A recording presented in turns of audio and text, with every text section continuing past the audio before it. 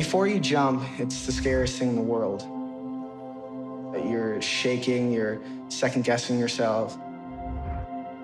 But the second your feet leave that cliff, it's just, you've never been more present in your life. There's nothing quite like being able to fly.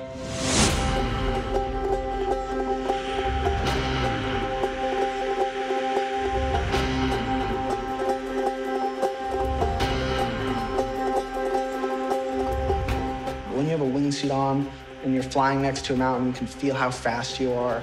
You feel like you're Superman. I mean, the closest thing I could resemble it to is imagine if you got superpowers and you could fly wherever you wanted. It feels exactly like that, like you have superpowers.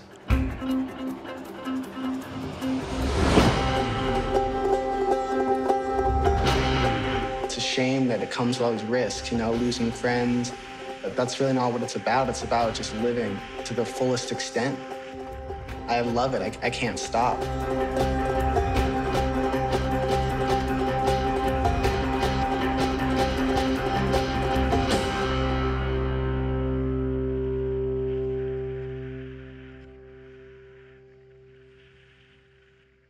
Okay, and just put your hands up. Are you rolling in? Yeah. Put your hands up in front of your face, Johnny, and clap once. Thank you. Okay, very good. So, Johnny, just introduce yourself. Who are you? Where do you live? And what do you do? My name is Johnny Strange. I live in Los Angeles, California, and I'm a wingsuit base jumper. So, how long have you been doing this? I've been wingsuit flying and base jumping since I was a teenager. I'm 23 years old now, and this will be my 6th season base jumping. Talk a little bit about the mythology around C6. Being a base jumper, a lot of people have a negative image of the sport because of all the deaths and all the injuries. And one study found the average life expectancy of a base jumper is 6 years before they quit, or even worse, get killed.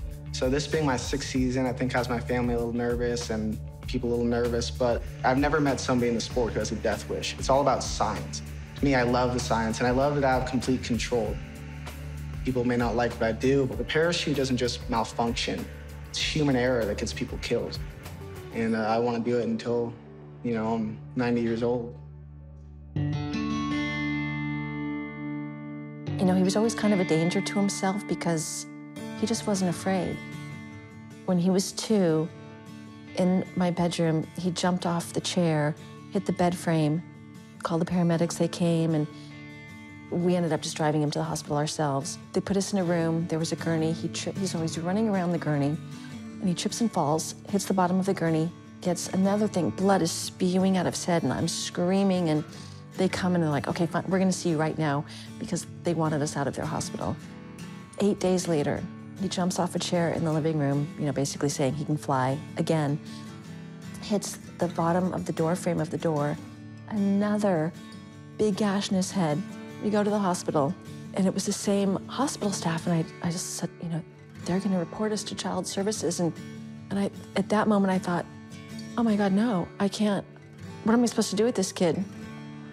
This is the gnarliest thing I've seen in a while. I don't know if this video can do it justice, but that's a pretty hardcore gap with some concrete at the edge. If anyone can do it, it's gonna be Trevor's fucking crazy ass. We're gonna go for it, see what happens. I'm Trevor Jacob, I'm 22 years old, I'm Johnny Strange's best friend, and I am an Olympic athlete in the discipline of snowboarding. My first memories of Johnny was when we were younger, just to go out and see what we could physically accomplish, because it was just like this strong brotherly bond that was just there.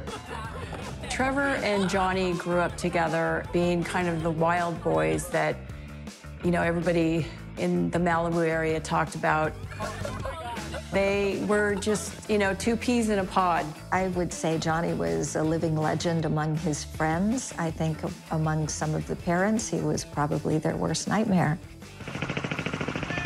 He told me all the time that fear is just an emotion. Johnny just did things. Johnny did things that other people thought couldn't be done. Super positive, so full of energy. Johnny's just, he's a force of nature. Every time you see Johnny and there's something that he's excited about doing, he's gonna give you the quintessential Johnny, which is a clap of the hands, and then a rub of the hands, and then a big ass grin. Dude, the Stoke, good friends, good adventures. He's always, you know, living life to the fullest and being the most adventurous he can and loving life along the way. I don't know if you've seen pictures of him at his graduation from high school where he lit a cigar on stage and walked across. And the people in the audience half were laughing and half were mortified. I see the kids walking and Johnny's coming up. I'm like, oh, he's not, oh, he's doing that. Johnny Strange. He lights up a cigar and blows smoke right as he's getting his diploma. And I'm just, part of me, part of me as an administrator is mortified. The other part is like, oh my God, did he just do that? Oh my God, he just did that. We were on a boat and he went to the front of it and made that pose and took a picture of it. And then, how many years later, maybe 4 or 5 years later, against my wishes, he and his sister went paragliding. And you look at the man in charge of the flight, and he's looking at the camera smiling. And you look at Johnny, and he's doing the same pose, arms out, eyes closed, face up. And it's the same pose that when he's wingsuiting, it's the same pose. And he'd been doing that pose, you know, ever since he was 4 years old. Every little thing he did was working up to was just leading him right into being a wingsuit pilot. So how did this all begin for you? You've been an adventurer, you've been a climber. Tell me a little bit about your history. It all starts with my parents. My parents were both hardcore adventurers.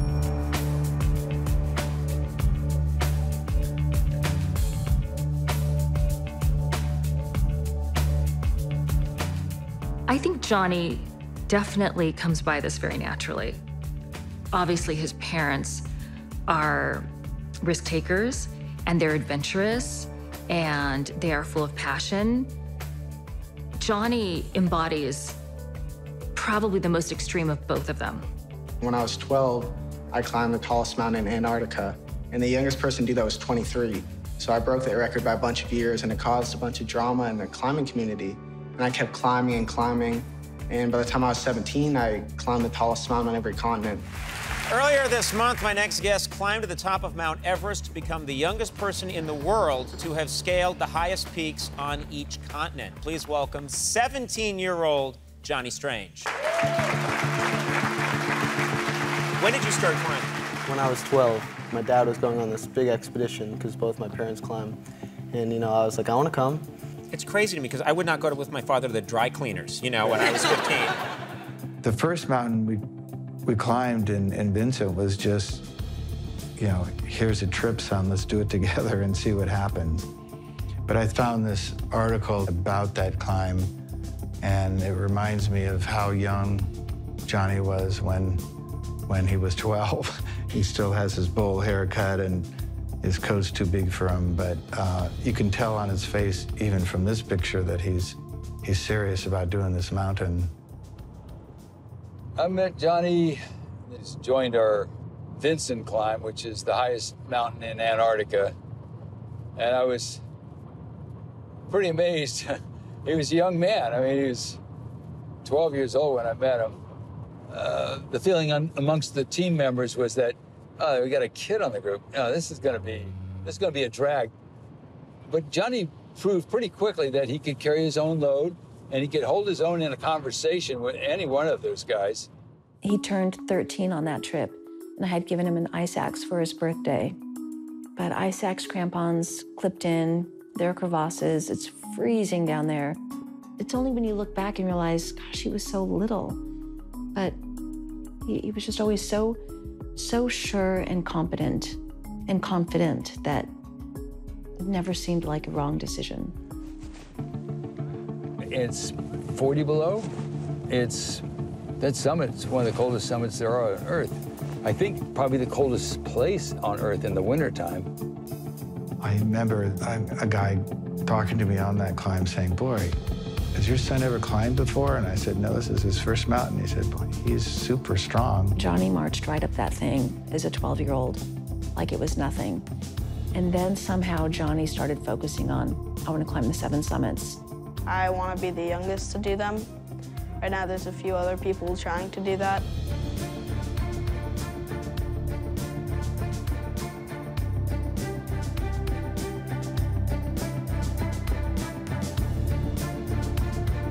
So you have climbed 7 of the highest peaks. Now, was Everest, Mount Everest, is that the hardest? Yeah, I think Everest is the hardest just because the mental aspect.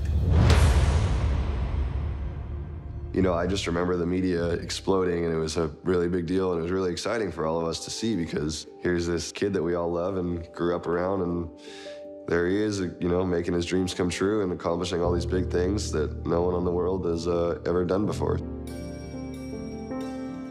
On the climb to Everest, you go through various villages, most of which have monasteries in them and monks that have lived in those mountains for thousands of years. Johnny had a big affection for the monks and their practice and their dedication to a lifestyle. And he'd spent some time in Bhutan in the Himalayas and skateboarded with some monks, some children who went to the monastery, and they'd never seen a skateboard before, and he taught them how to skate. Johnny, in particular, was very attuned to the locals and the feeling of being in the mountains. And there's pictures of us being blessed by the monks before we climbed, just for good intentions and also for safety. There was a lot of sort of undertones of people saying, that's too dangerous, what are you doing with your son on Everest? And I respect that, I understand that, and I had concerns too, but his desire was so strong to be there. And so I felt if you took a sensible approach to it and you didn't try to go outside of your abilities, that you can make it relatively safe. But there's no guarantee. There's aspects of this Mount Everest climb that I want to go over with you. You have to put there's a ladder that you have to lay out over the gorge, but it's changing and shifting every day. Is that correct? Yeah, so, you know, that ladder was there in that picture, but a few days later it wasn't, because like an avalanche, you know, took it out or it opens. Do you bring the ladder with you? Who's bringing the ladder up there? Is there a Home Depot at the summit? It's very dangerous, and a lot of people don't make it through there. In fact, one of the things that happened on our trip was when we were leaving base camp prior to our summit attempt, there was a giant collapse of a piece of ice that fell about 5,000 feet onto the base of the ice fall. It swept across like a thunderous noise. And unfortunately, there was a few climbers who were out there at 10 in the morning, which was too late to be out in the ice fall. And one of them perished, was knocked out of his boots, and they never found him. His boots were sitting there. It's enough to unnerve even an experienced guy like myself. So for Johnny, I think it was a big challenge. When we summited Everest, it was just the most incredible day. It was a beautiful, completely clear, which isn't always the case. And you can just see mountains as far as you can see, and you just know that you're at the highest place in the world. It was really magnificent. He wasn't just climbing mountains to set records. He was climbing them to bring awareness to his favorite causes. People can think, well, this kid was just, you know, very privileged, and I don't think he looked at it that way at all. I mean, he understood how fortunate he was, but he wanted to bring awareness and do something good for the world. I had moved away, and I had come back when I was 16 or 17, and this was just right around the time he was completing the 7 summits and climbing Everest. He had just climbed Everest. He was looking into swim the English Channel, And I knew he was back in Malibu. And so when I had come back here, it was pretty much just waiting to happen.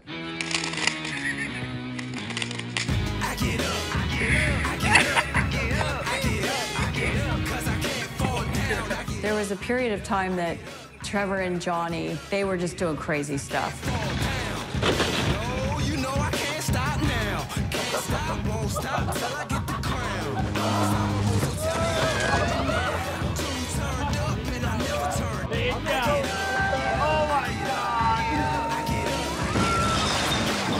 Trevor and Johnny were, during this jackass stage that they grew up in, were really kind of looking for notoriety. They just, were making these videos for their friends and trying to get that notoriety. From 16 or 17 on, it was just, I was the one that he would call when he wanted to get something adventurous done, and he was the one that I would call. For example, he would call me and tell me he wanted to go down the 101 freeway on a skateboard. Somehow, through the woodworks, it just came out that, hey, there's a steep part of the 101 over there by Moore Park. Let's just get on the freeway, start in the shoulder, and just merge onto the freeway going full speed.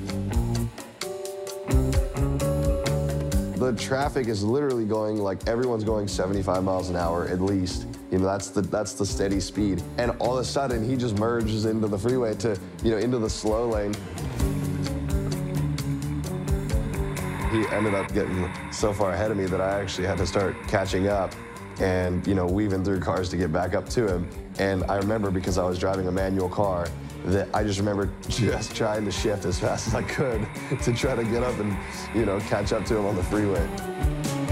He got up to pretty fast. I mean, I think he was going like 50 or 60 by the time we were up to speed, and he was just cruising down the freeway looking around, and people at cars are, waving and flipping him off and doing whatever, so that was a fun day. I was having a lunch date, and my phone kept ringing and kept ringing. I was like, oh, I'm sorry. And so finally, lunch ends, I get back in the car, and I call Johnny. Johnny, what? And he said, the school might be calling you. I was standing on top of a car. 5, it's illegal and just plain dangerous tonight. The search is on to find a teenager caught street surfing in Malibu. I turn on the TV, and those things that flash, Malibu teen car surfing, news at 6. And I just looked at him and I said, are you kidding me? Well, David, photographs of the person who was street surfing were taken by someone riding on a school bus here on Pacific Coast Highway. They were then sent to the Lost Hills Sheriff's Station, where authorities there were immediately alarmed and concerned that anyone would want to hop onto the roof of a car traveling at a high rate of speed. Identified by classmates as Johnny Strange, this is the same kid said to be the youngest person to climb Mount Everest. But nobody is celebrating this hike. It's like 6:30 in the morning. We're driving down PCH. Johnny gets bored, I guess, because, sitting in the passenger seat, he's like, Julia, he goes, there's a Malibu High School bus behind us. Let's moon them. And I'm like, these kids are 13 years old. You're not mooning them. He starts to stand up. I'm like, Johnny, stop, hitting him while I'm driving. Stop, Johnny. He goes, okay, fine, I won't moon them. Rolls down the window, looking at the bus, climbs out. I'm just like, what, Johnny, what the fuck? Screaming. I was down in court, and somebody said, I think that's your son on the national news. And, unfortunately it was. But, one of the discussions we had about that is I said, Johnny, what you don't want to happen is to have copycats, because other people could do that and someone could get hurt. And you better tell people not to do this. Hey, how's it going? It's Johnny Strange. I would like to apologize for car surfing earlier today. I really regret it, because if anybody ever followed my actions and did what I did and got hurt, I would forever feel responsible. I'm sure he threatened his life to never do it again. And then, of course, I heard afterwards that he had done it numerous times. I was like, Johnny, I'm so glad I didn't know. But all these things, all these canyons that I didn't know about that he was skateboarding, and it's always the same thing, faster, faster. And then it just hit me that this kid couldn't get enough speed. All right, here we are, Malibu, California, Canyon Road. Pretty sunset. but we're not in Malibu for the sunset. We're here because that guy is about to break the world record on a skateboard. Feel it. I'm filming. All right. Shadow of darkness, rising.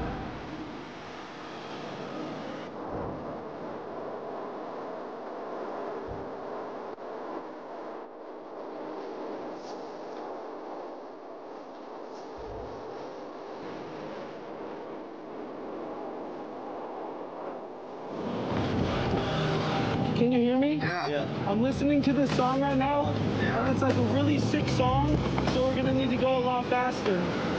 Alright.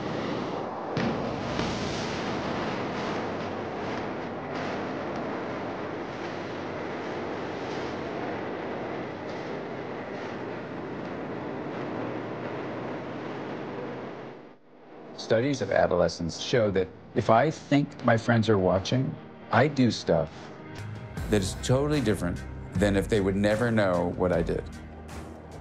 And the sad thing is, the adolescent period involves 2 to 3 times the likelihood of having permanent damage to your body or death due to something that an adolescent did.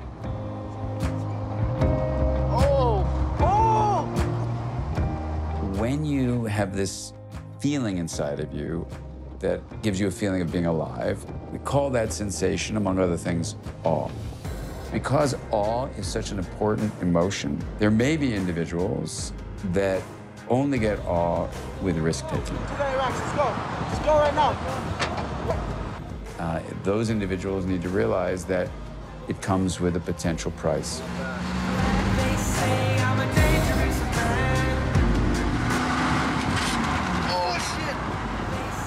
Slow down quick, slow down quick. You all right? Are you okay? Oh, shit.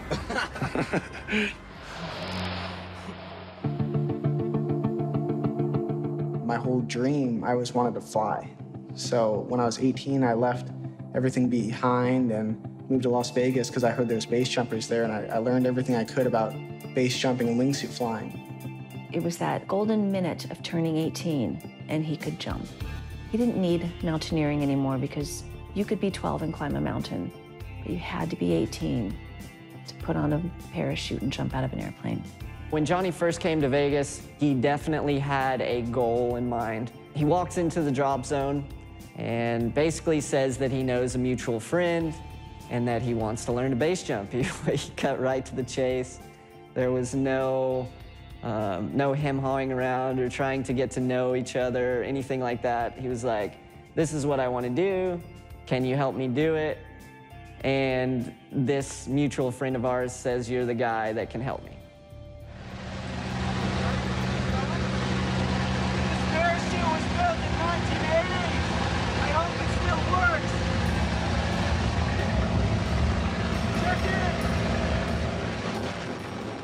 When it comes to learning base jumping, there's opinion upon opinion upon opinion on how it's supposed to be done. Basically, you are trying to mitigate as much risk as you can by learning all the fundamentals to jumping leading into wingsuit base jumping. Number one is you learn how to skydive. As an 18-year-old, Johnny was incredibly talented physically. He was incredibly body aware, which helped him progress really quickly in skydiving. You could tell he had this idea and that he was ready to get it done. After you learn to skydive, then at that point, you're gonna learn to base jump. So you're gonna go huck yourself off a safe object, which we would consider like a bridge or even a hot air balloon. With the base jumping thing, I didn't know how dangerous it was, and I didn't push it. And he started to talk about how dangerous it was and would try to show me the videos, and I never would watch them. I couldn't. All right, yeah, I'm getting out of here.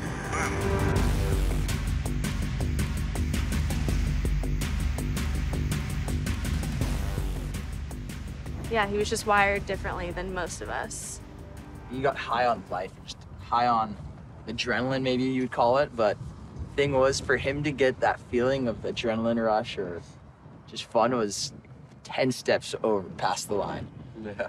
And once he accomplished something, he had to take it. He would go to the next level. There's like, never a stopping okay, cool. point. I did that, and now I'm gonna try this next time. Did you see that one video where he's on the needle in Vegas or whatever that is? Oh, yeah, that was so crazy. The radio tower. He's just climbing up a radio tower and All by himself. like he climbed up it at like 4 in the morning, and then the sun's coming up, and he's finally at the top like a couple hours later. You guys need a picture. It's a ladder that's like however tall, like 1,200 feet, just straight up, just a ladder. And he just spent all morning just climbing up it. And he finally gets to the top, and it's sunny out already, and he jumps off.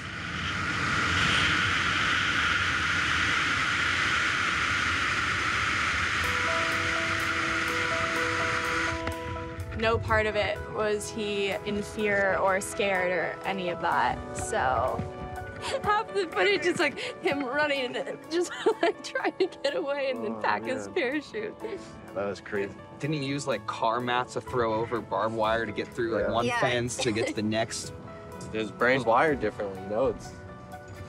It's what made him jump off cliffs. It's what made him climb the tallest mountains. It's what made him surf huge waves, ride a skateboard down a hill that's way too steep, you know. Johnny knew no bounds. He would just do it. And at the time he started jumping, he was also after the goal of the Explorers Grand Slam, which is the 7 summits plus the North and South Pole.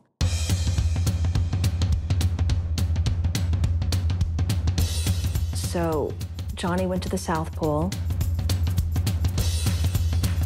It is incredibly cold down there, but Johnny being Johnny,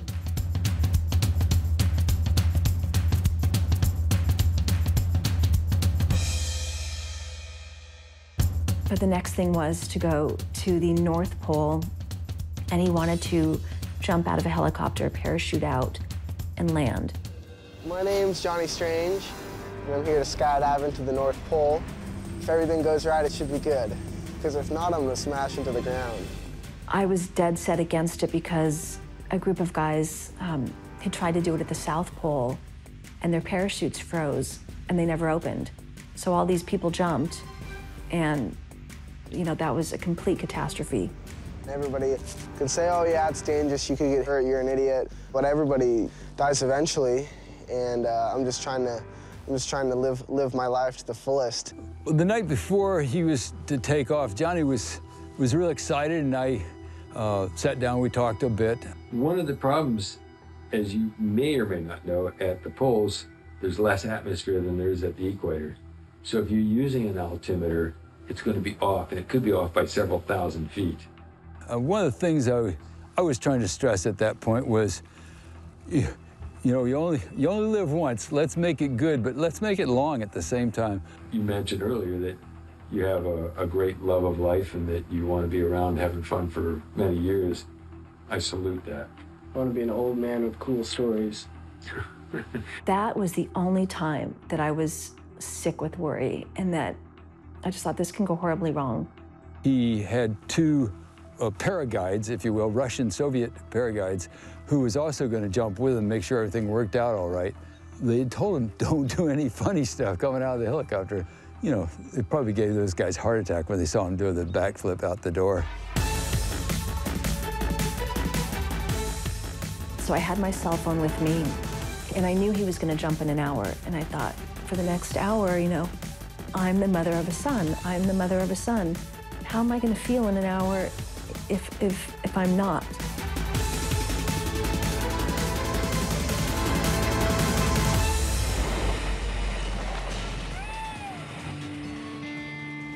We're alive, my friend.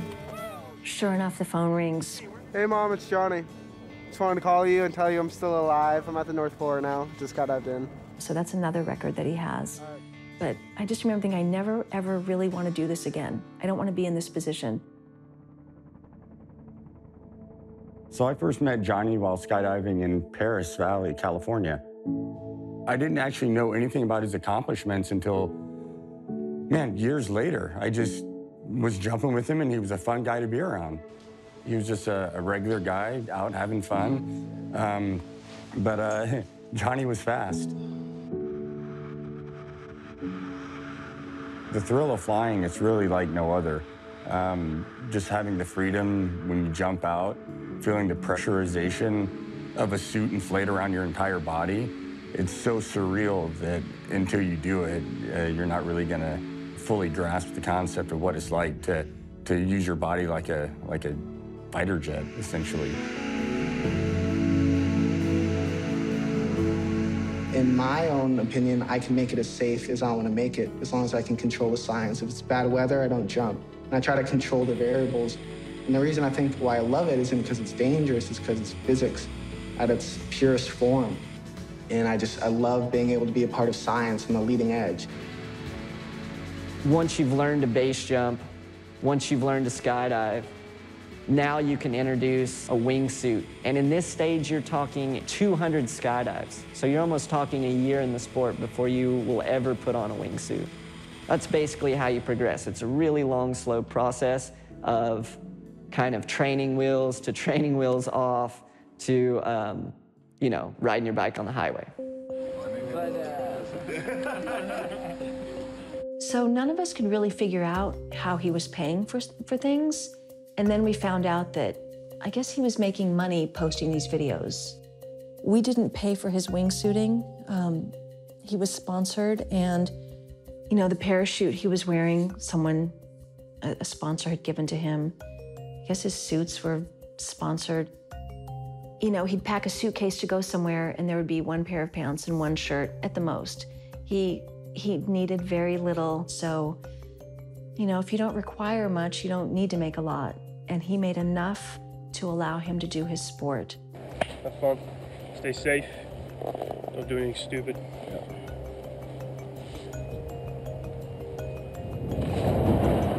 Johnny's introduction to the sport started off slow and proper. He went to France to learn to fly some wingsuits out there. And that was pretty respectable then. That was kind of the progression that people were leaning towards. You have to keep in mind with Johnny's progression that at that time, there was a lot more cowboy-ish stuff going on. There was a lot more people pushing the limits before they were ready. And who's to say if anyone's ready or not? But after his first trip to Europe, he started trying to progress extremely quickly, in my opinion, and that's my opinion.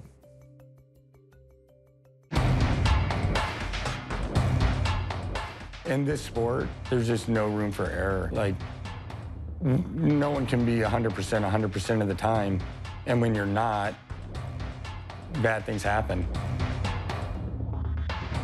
Base jumping is such an underground sport and unregulated that no one really knows how many jumpers, but there's not many of us.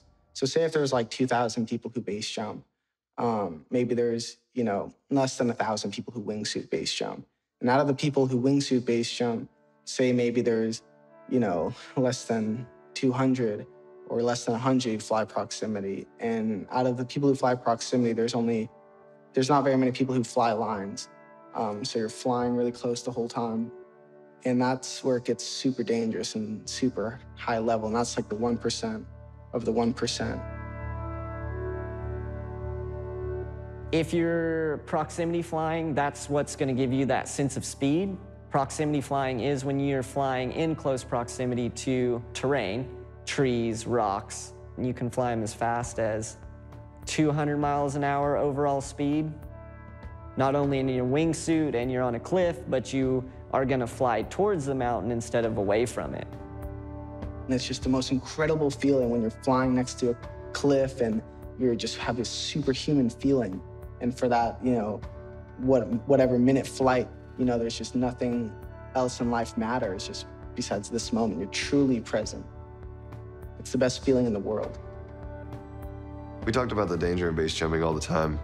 In fact, I think it mostly got brought up because he would be intrigued by somebody that got hurt or died.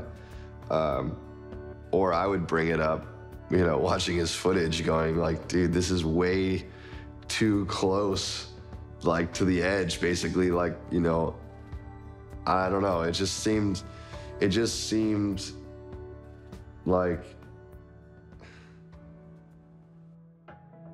It would be interesting, honestly, to look into the brain chemistry of base jumpers and daredevils like that, because there must be something different. I, for one, would never, and the majority of people would never. There has to be something. Preliminary studies suggest that the reward circuit, which is a vertically distributed circuit, is mediated by a substance called dopamine. When dopamine is released, the feeling inside of you is like this: that was meaningful. I'm gonna do that again. But for some people, what really secretes dopamine is novelty. And for them, what the novelty is danger. It's really about, I've pushed this thing to the edge. And for some people, they really need to do something near the edge of death. This is video of local base jumper Fernando Gonçalves diving off a cliff in Brazil. And the very next day, he was killed making a similar jump. An American base jumper plunges to his death in Turkey. A tragic end to a newlywed's day of base jumping. The extreme sports superstar was killed Saturday while trying a dangerous jump in Yosemite National Park. You know, there's been almost 50 people died flying wingsuits off cliffs in the last 18 months. Johnny would always text me when somebody died or got hurt base jumping, just because I think it would remind himself, you know, of the risks. And I also think that maybe he was warning his loved ones how dangerous it is. Johnny would talk to me about base jumping all the time, to a point where I ended up learning the equipment that you use for base jumping, the sponsors for base jumping, the places where you can base jump. So I was on board with sort of everything he did, and there wasn't a day that I wasn't behind him. But Johnny did talk about the dangers of it because he was fixated on this list. So what are we seeing here?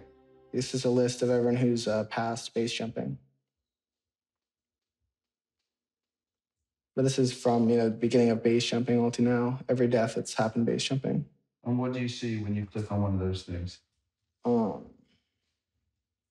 know, so you click it, and this one just happened, so it's updating, but it shows, you know, nationality, where he died, how he died. These are all pretty recent. I mean, this is last week, you know, July 24th, July 21st, July 21st, July 10th, July 4th, July 3rd. So that's all this month. And there are people who died in those days. Yep.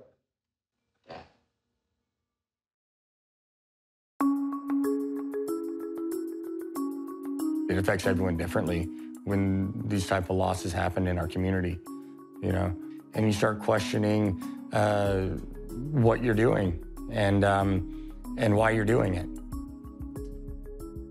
I think people who proximity wingsuit, that sport, how it evolves from, you know, jumping off a bridge, jumping out of an airplane, to, okay, now I'm gonna jump off of a cliff.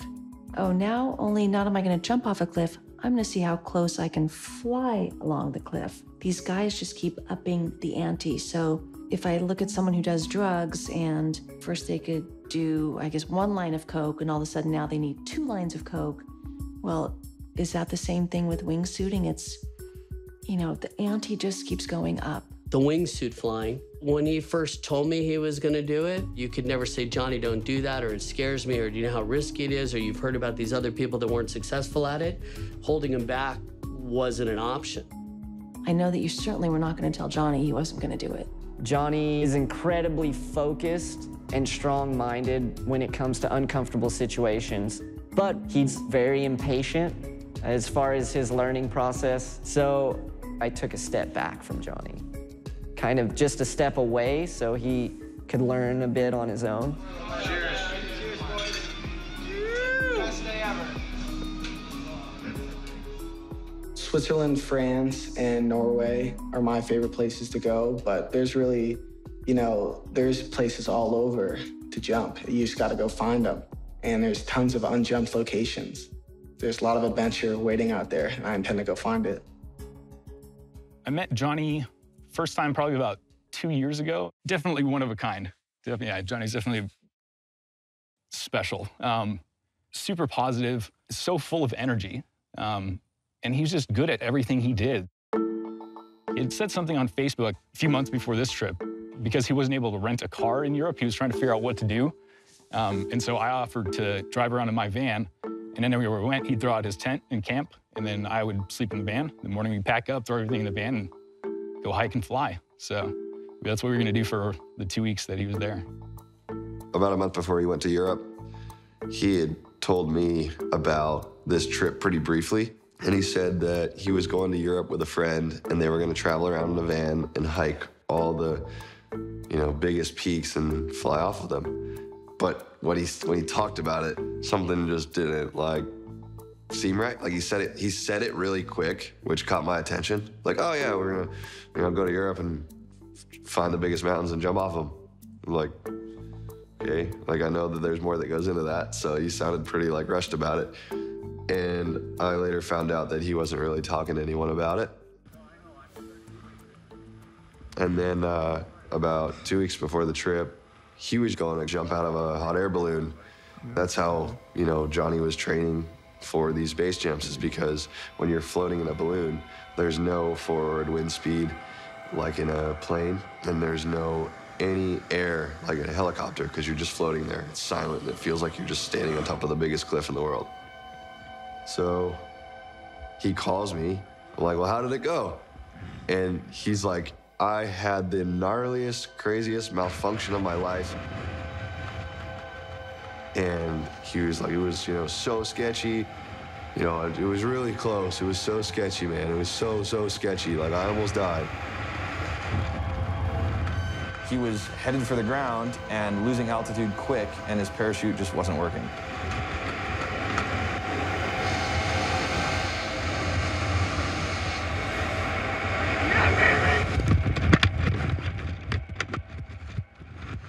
And he's telling me all about what had happened, and you know, and it was such a close call, and you know, and this was about 2 weeks before, and then you know, he was driving me up to the train station, and something just didn't seem right.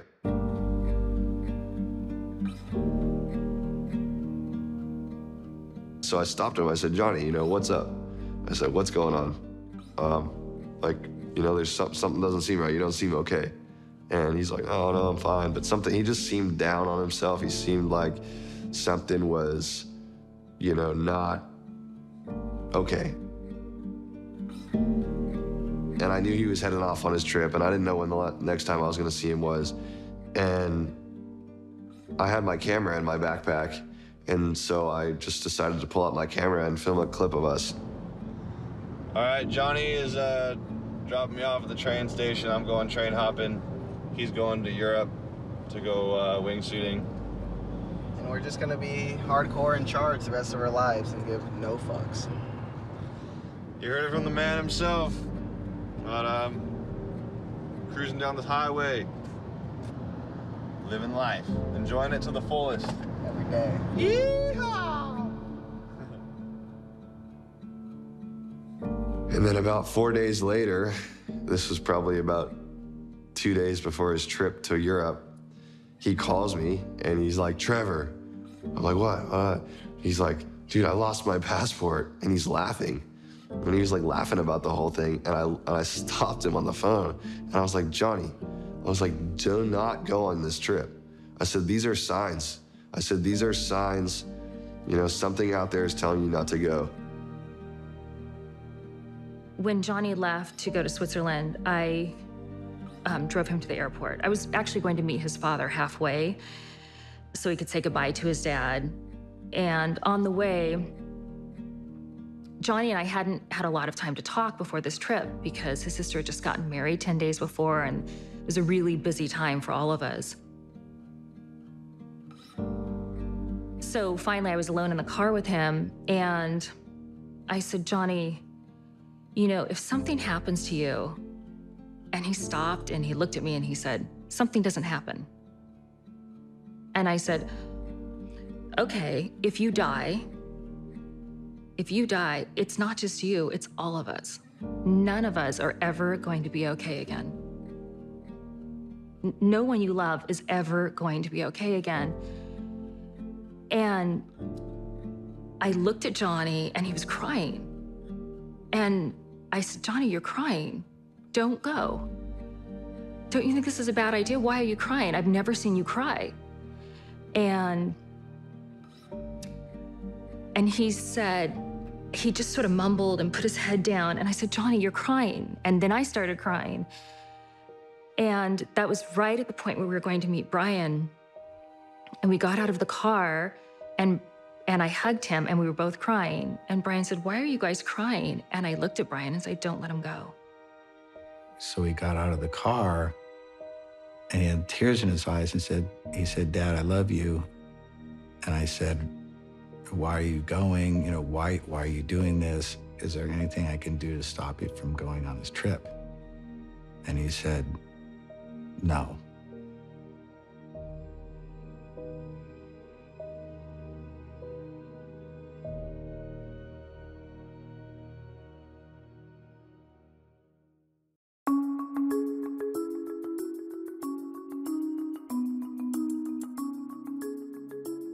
There's a jump in Switzerland. The name of the mountain is Gitchen. It's 2,200 meters. You can fly proximity fly terrain the entire time. Gitchen is, it's a perfect jump. I was planning on meeting up with Johnny at Gitchen. We hadn't jumped together at least in a year at that point, so I was excited to meet up with him. It was already late in the evening by the time we got there, so we were waiting until the next morning to jump. And, you know, we spent the evening in a little cafe at the landing area at the bottom, right on the edge of a lake, looking up the terrain, like maps of the terrain to plan out where we were going to fly, watching videos of other people who had jumped it to see how the exit is and where you could potentially fly. And we ended up camping at the bottom of a little cable car. And so he threw out his little $30 Walmart tent that he was so proud of. Here's Johnny, who's, you know, climbed Everest, and he's sleeping in a $30 Walmart tent that was actually lopsided. One side, one of the poles was longer than the other, and we just couldn't get it to, to stand up properly. So we were laughing about that hysterically, like the night before going to sleep. But yeah, we managed to get it set up, slept in it, and then in the morning, yeah, threw everything in the van and went up for the hike. We had been texting the night before. He was extremely excited about this jump. He had heard a lot about it. By this time, I had told him a lot about it. And he knew it was a really special flight. It was a beautiful morning. Some puffy little clouds here and there and some stuff hanging on the side of the mountain, but nothing that was going to stop us from jumping. We always look at weather forecasts the night before, and we saw that it was windy, and that was going to affect the area of Gitchen. So we decided, we changed our plan. We're going to go to a different jump because of the winds. I texted Johnny saying, hey, our plans have changed. They still planned on going to Gitchen, and they went. Yeah. Game time. So we started somewhere around 8:30 or 9 in the morning. There's a little wooden box attached to a cable to bring supplies up and down to the farms on the mountain. That took us up maybe a few hundred feet or so, and the rest of the way you have to hike up.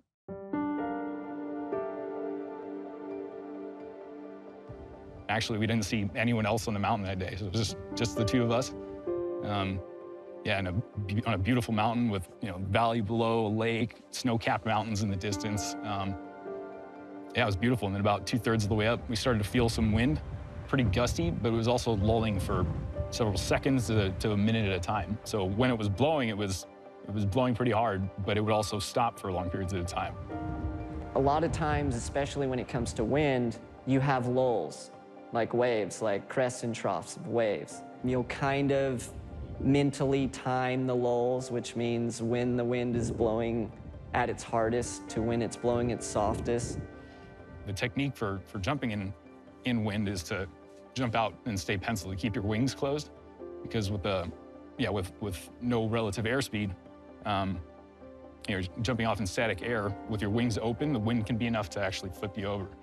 And so we kept discussing that over and over while we were getting ready, and then on the exit again while we were standing and waiting for a lull in the wind, about jumping out and staying closed for the first few seconds until you had some airspeed, and then opening the wings and flying.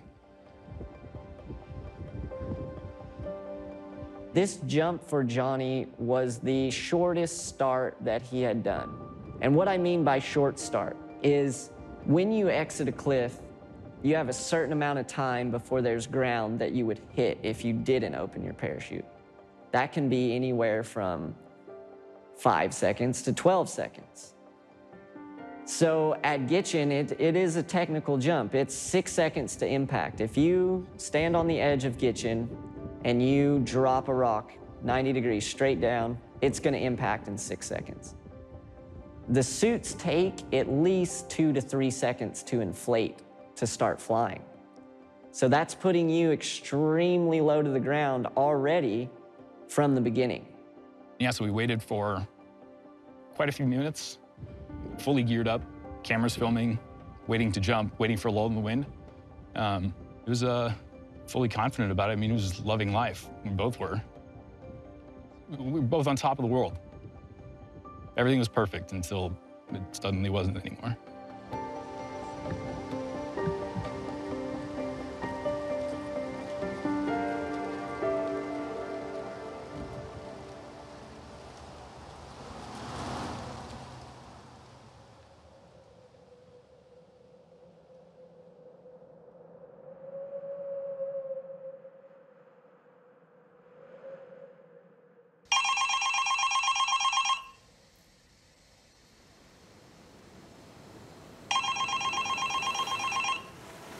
The phone rang, and it was 5:30 in the morning. It was Brian's phone, and he wasn't answering it.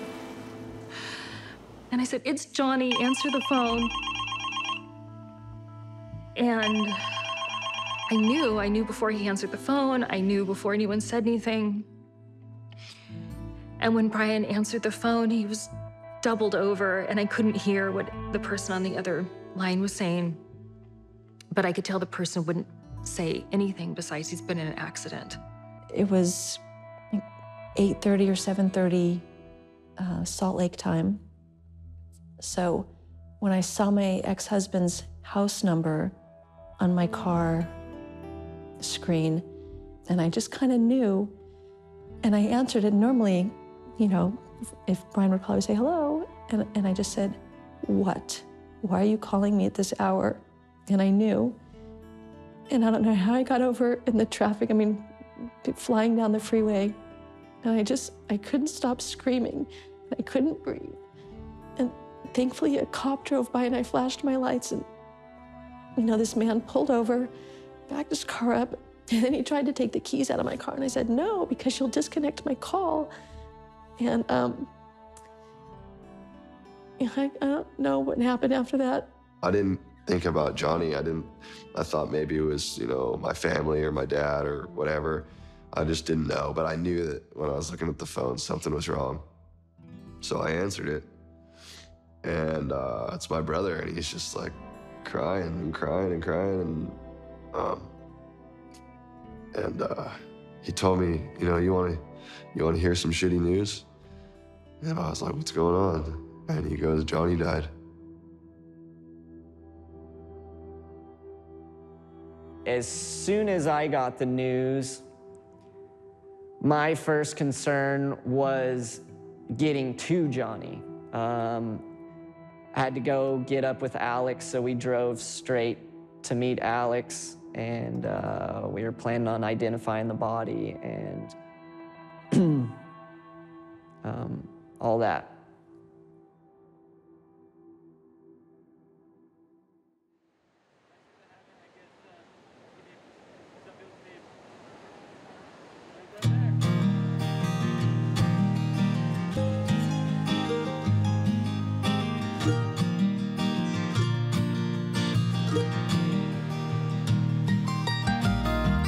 It's alright if you cry.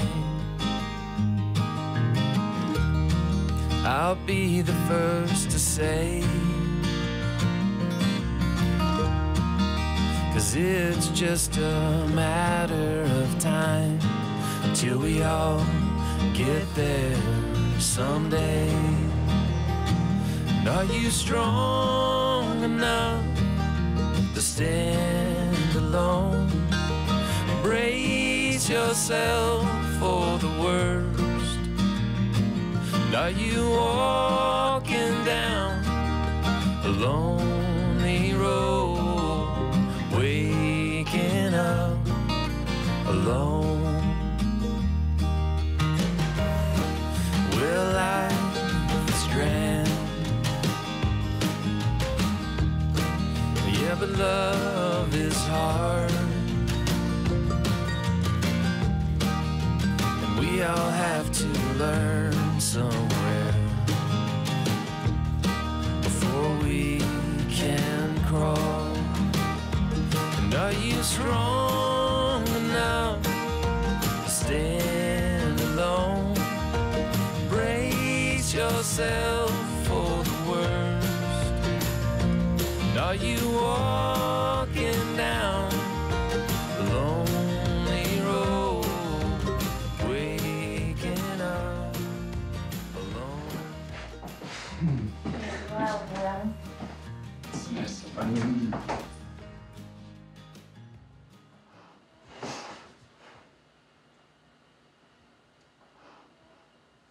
A lot of questions for you.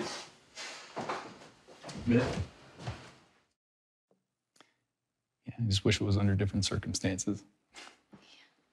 So tell, one, I want to know his last words, and then I want to know exactly how that flight went. Like, you know. He was going to be leading off, so we waited for a lull, and then he asked, you know, all right, ready? I go, yeah, ready, good.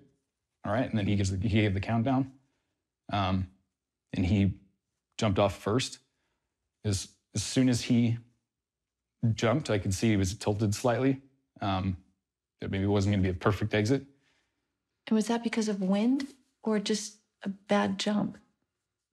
I think just a bad jump, because at that point, like as you're pushing off,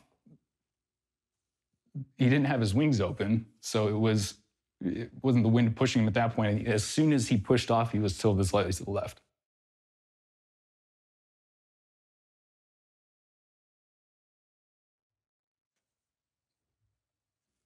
And so as I go off, I can see that he's in quite a bit of trouble because he's definitely going low, like going head low, as we say. So it wasn't until I watched the video afterwards to show the helicopter rescue services where he was that I realized how bad the exit actually was. I didn't realize that he had flipped all the way over.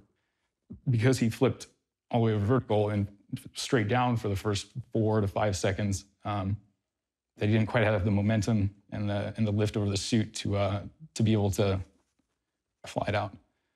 And it was the 8-second mark when he. So you saw him and you filmed him hit. What are you doing then? Well, I had to fly it out. I mean, I had no choice of that. It crossed my mind for a second. It crossed my mind for a second to open my parachute and land right there, but I knew there was no chance. Yeah. So all that's going to do is put me on the side of the mountain and not be able to necessarily get rescued there quickly, or I don't know. So I had to fly it out, and I flew for a whole minute and a half before opening my parachute.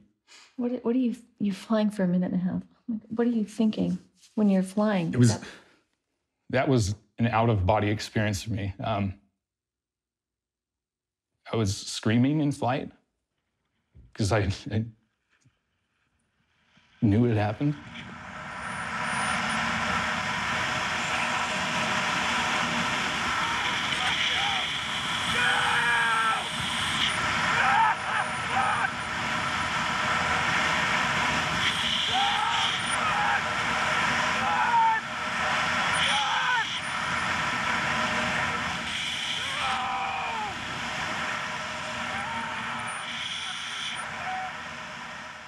Opened pretty high after a minute and a half of flying.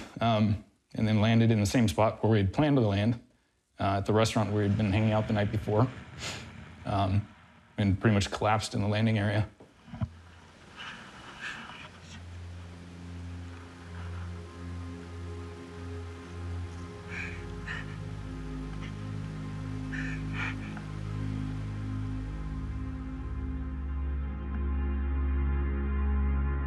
A letter from Johnny. I'm not scared of flying. I'm not scared of dying. I'm scared of loving these people. I'm scared of the day they lose me. I'm scared because I know they'll hurt. I know they'll miss me, and I know they'll think that I didn't care enough about them to stop jumping. That's the worst part. I wish I could make them understand without having them jump. If I had a son of my own, I would pray inside that he never jumped. But once he did, I would know that there is nothing I can possibly do to stop him.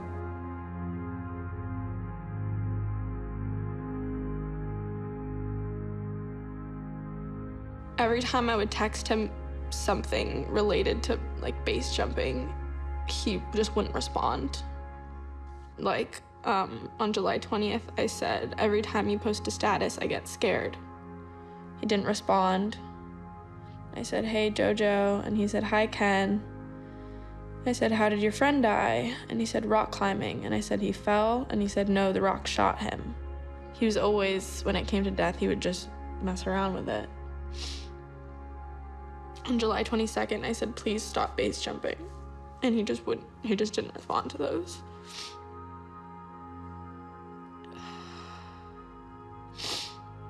And then he posted somewhere that he was like in Russia, so I thought he was in Russia, and I said, how's Russia? And he said, I'm in Switzerland now. And we always talked about Instagram. I don't even think he followed me on Instagram. And I said, you never like my pics on Insta. How's Switzerland? And he said, you're in Insta. Did you tell your friends that you're not allowed to talk to boys? And I said, yeah, everyone knows. So you can see even here, I just asked, how's Switzerland? And he won't even acknowledge that. He just refused to talk to me about anything that was real. I don't know, like in my spiritual side, I believe that subconsciously he must have known.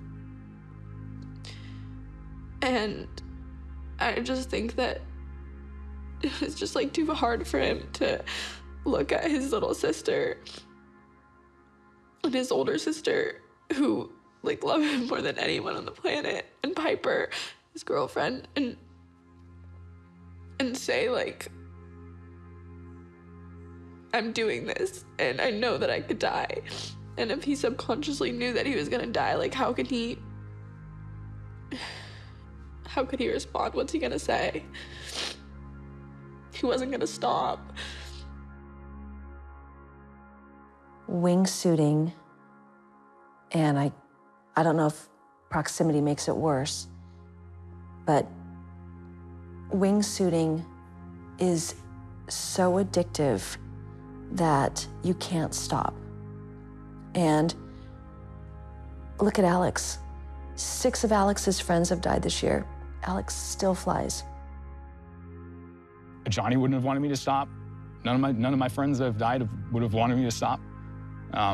And what we do is such an amazing thing, pioneering human flight. So it's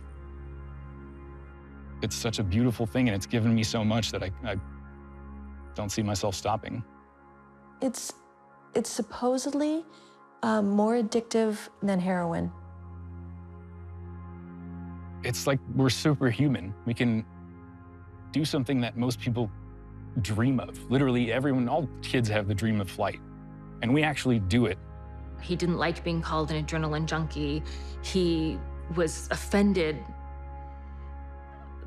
when I even brought up addiction and that maybe that's what's happening. Certainly, he was addicted to that feeling. Absolutely.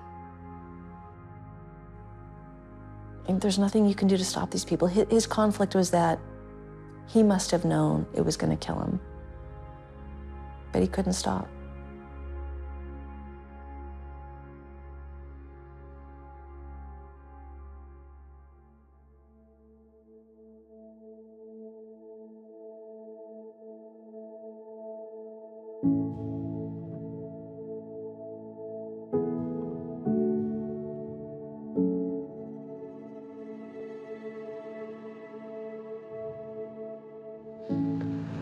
I know not why my son was taken from me and my family at the age of 23. He had so much more to do, so many more fights to take on, and so many more mountains to climb and fly off. But in those 23 years, his spirit, his courage, and his smile touched so many people. People from Antarctica to Russia, from Nepal to Patagonia, from the North Pole to the South Pole. Johnny loved life, and he loved all of you here today. While I am not and would not encourage young people to go wingsuit flying off mountaintops, I do ask that you choose courage over fear, to live a life of adventure, of purpose and passion, and choose a life of love over the love of ease.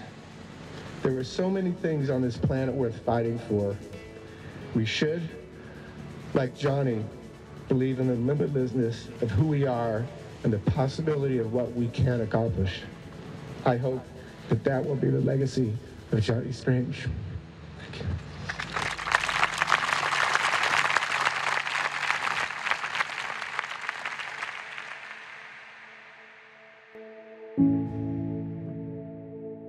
You know, everybody handles things differently. You know, when I have a friend who dies, I open a beer and, you know, rest in peace.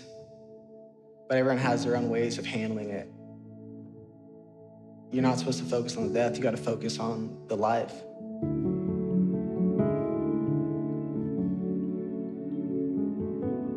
I believe in a higher power, but I have different views on it. I think people get so caught up in religion and who's right and who's wrong. If you want to be, you know, a good person in God's eyes, you got to go out there and you got to try to make a difference. And it doesn't matter what you believe, you have to make a difference, you know, for good. You know, the newspaper articles and everything after Johnny passed away was, you know, Johnny lost his life. Was it worth it to do what he did? And I don't think Johnny could have lived it any other way. So I think when somebody tries to put a value on, you know, was it worth it to jump out of this or take this risk or that risk or to push yourself beyond what may be humanly possible, I think there are certain people that they don't know another way to live. You know, if you don't have some risk in your life, you're not really experiencing life, because life is risky. None of us are going to get out of it alive. And, you know, to be a ship in the harbor all your days is safe, but that's not what the ship is for. The ship is to sail on the ocean. The ship is to have adventures and to travel the world and to be in storms and to, you know, ride the tide and to have waves crash on you. They're built for that. I don't have a death wish, and I don't think Johnny did either. I think he had a life wish. I mean, he was always so worried about becoming somebody that he wasn't. Like, he never wanted to be a realtor who once was a base jumper and climbed mountains. He didn't want to be like a banker. There was, like, he felt so constrained by that. And so knowing that the peace he must feel and knowing that he got to go out as this, like, complete legend.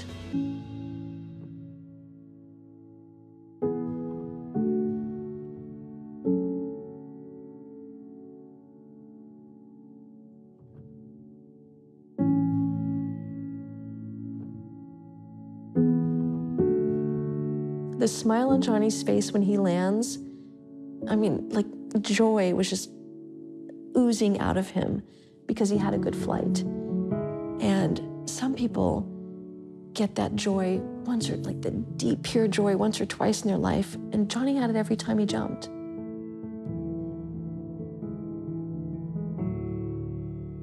You know, in the end, I think that Johnny lived his life exactly how he wanted to live it.